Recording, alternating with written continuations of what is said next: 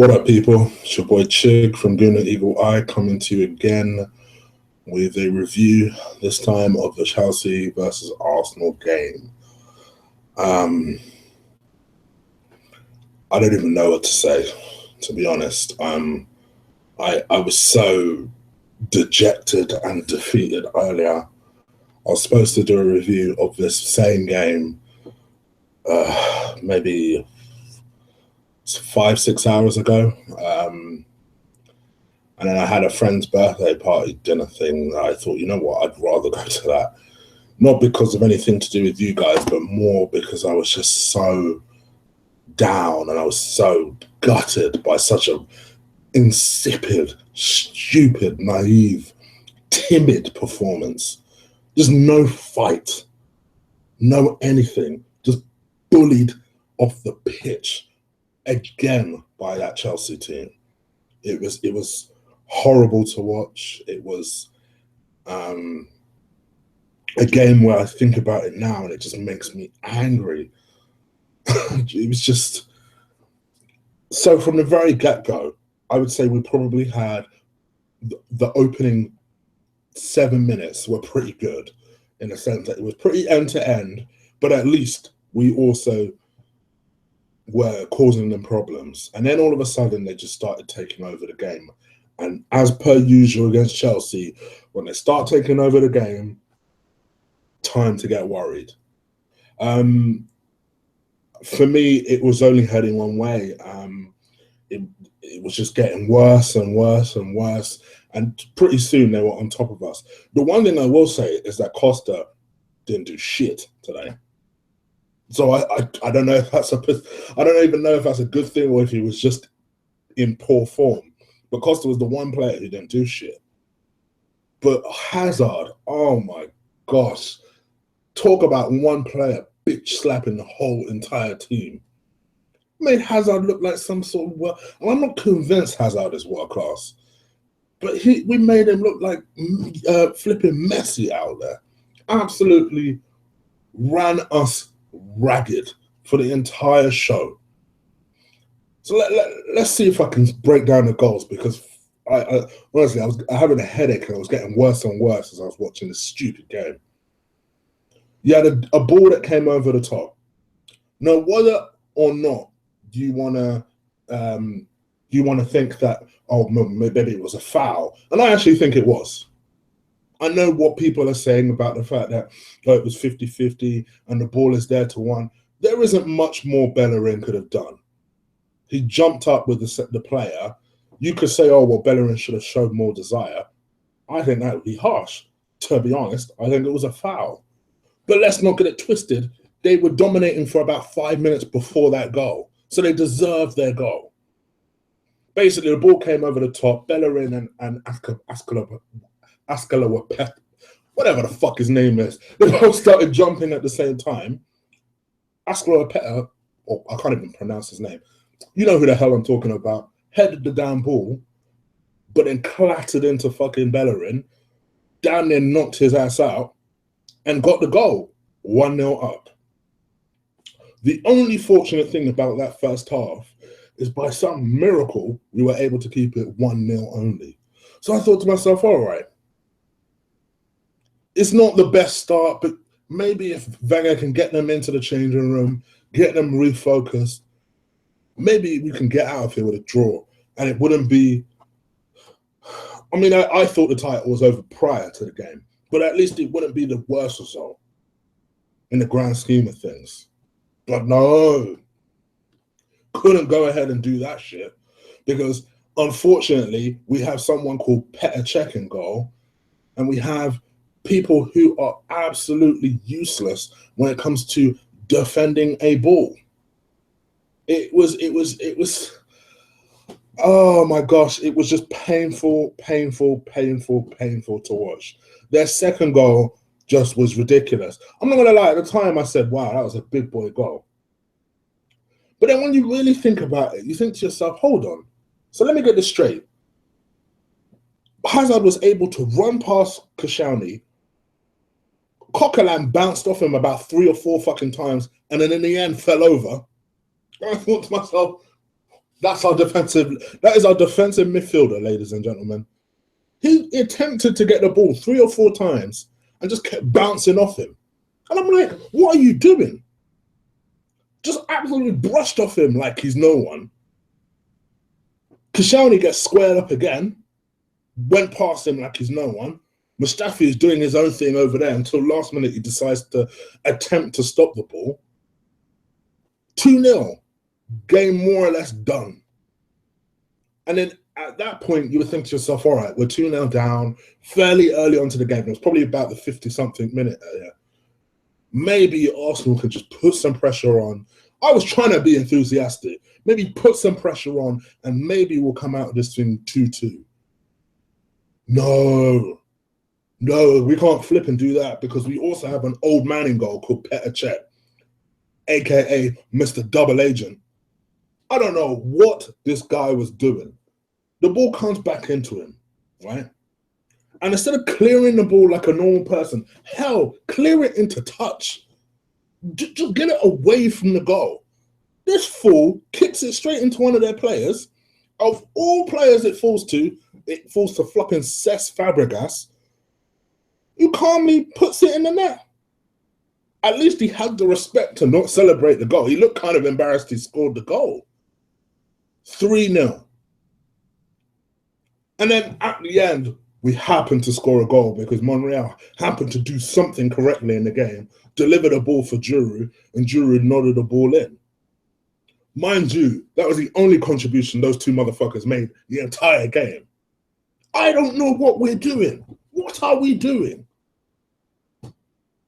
Absolutely timid Arsenal. I am sick of this crap. I'm sick of this season in, season out, because you just know every single time that we're in front of a panel or we're in front of or some sort of pundit talks about Arsenal, it's the same thing. And I hate it. I'm not going to lie. I used to like watching things like Sunday Supplement on Sky Sports and things like that, and Soccer Saturday. I used to like all that talk and build up. But whenever they talk about Arsenal, the same crap will always come up. Oh, well, yeah, they're doing quite well. But remember, it is September. It is October. It is November. You know what happens in November. It is December. Let's see if they get through December. It is February. Let's see what happens in February. And season in, season out, they are always correct. And I'm getting to the point now where I, as a fan, can't stand that crap. I can't. It's going to sound like a pussy thing to say, but I don't give a damn. It's actually breaking my heart because every single time I see Arsenal do this, you know what the hell's going to happen? Tonight, I had a Liverpool fan, right? A Liverpool fan taking the piss because Arsenal lost to Chelsea, right? Now, you might say to yourself, well, who cares about Liverpool? But let's be real here about Liverpool, right? All they're missing are a couple of decent strikers, and they're right back in it. They're a team on the up. We're a team that, as per usual, stay in the same place. And people always say to me, "Oh, Chris, well, you said to us lately that you wouldn't mind if Arsenal take a step back if it means taking 2 steps forward." Yep, I wouldn't mind, because for me, even if for one season we don't make look at Chelsea. Even if for one season we don't make the Champions League, because we're still trying to figure stuff out, we're still trying to put the team together, we're still trying to rebuild.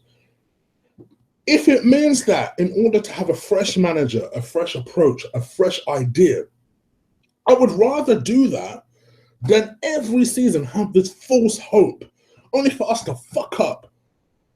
What is it? Around November? Nervous November. Fuck up February. Like clockwork every single time. Every time, having these substandard players. Oh, and speaking of substandard players, did anyone watch Kante's amazing performance against us today? I don't know about you. There's one thing I fucking cannot stand when Venger starts talking about players that he could have almost got. Why does he insist on telling this stupid story? It's kind of like my girl. My girl's not going to appreciate me using this example. Well, this is a good example. It's like my girl waking up one morning and saying, "Do you know what? I almost woke you up by giving you a blowjob this morning." Why the fuck do I want to know that? Unless you're doing it, why the fuck do I want to know that you almost gave me a blowjob? Why do I want to know that I almost won the lottery? Why do I want to know that I almost found a wallet with money? These are things that I never understand why Venger always comes out and says, I almost signed Ronaldo when he was 19, but he decided to go to Man U." Are we meant to be impressed? Because to me, it only highlights your failure more that you weren't able to get these players. He did it with Ronaldo. He did it with Yaya Toure. Every single time he tells these stupid stories. And then yesterday, he started telling a story about how he almost signed Kante, but there was a suggestion that he couldn't financially compete with Chelsea. And in my mind, I'm sat there and I'm thinking, hold up. Didn't we spend more money for a worse player? What the hell are you talking about? Things like this don't make no sense to Arsenal fans.